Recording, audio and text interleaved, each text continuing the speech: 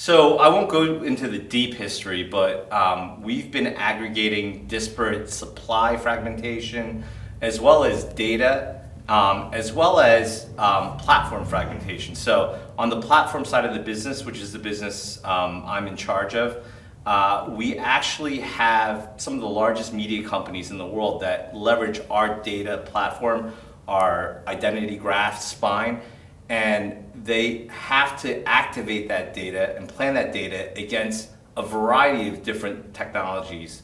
Some are SSPs, so people like Magnite, PubMatic, their primary ad server, which in large case with the major media companies is Freewheel. And then we've got DSPs like the Trade Desk, etc. So without going through the exhaustive list, we've had to provide a platform and an environment that both aggregates fragmented data sources, measurement companies, as well as give our clients the ability to distribute that data to a variety of different destination points.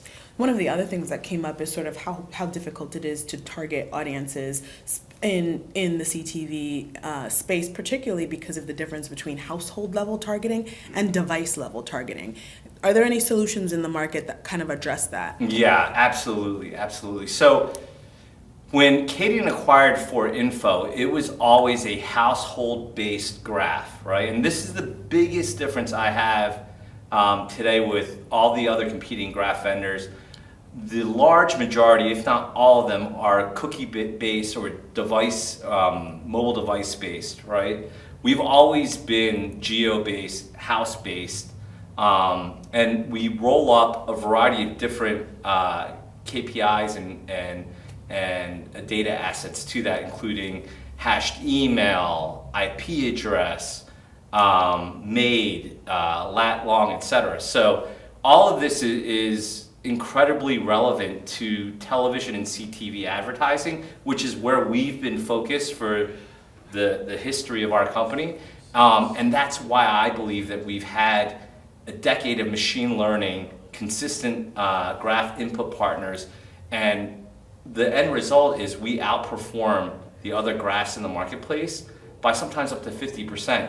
When you add that 50% on the front end, when you're onboarding first-party data or third-party data partners, and you have that 50% drop-off, you're already starting with one hand tied behind your back.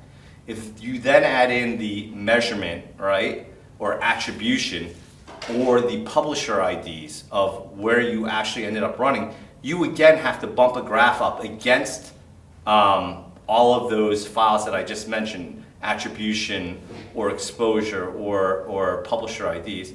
That's another 50%, right? So I'm not saying that it's sequential, that you're down to 25%, but it's between 25 and 50% if you're starting out at a 50% disadvantage in accuracy.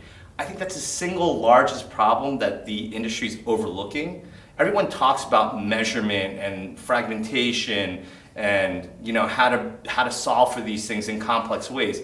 The easiest way is to start out with the most accurate spine that you can have, and everything else is just gravy on top of that. Are there one or two concrete things that the industry needs to do to kind of solve for the challenges that we talked about today, the fragmentation, the lack of, or the challenges in measurement, and also the challenges with targeting based on specific data sources? Yeah, absolutely. So I would love to put out a challenge to all the CROs, COOs out there that rely on data experts within their companies, often whom test data graph spine vendors like myself and holistic data platforms.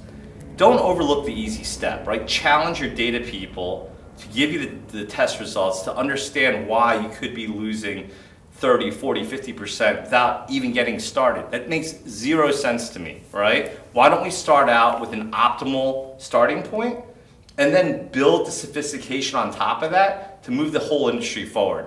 Starting out with two hands tied behind your back is not a way to win a race in my mind. So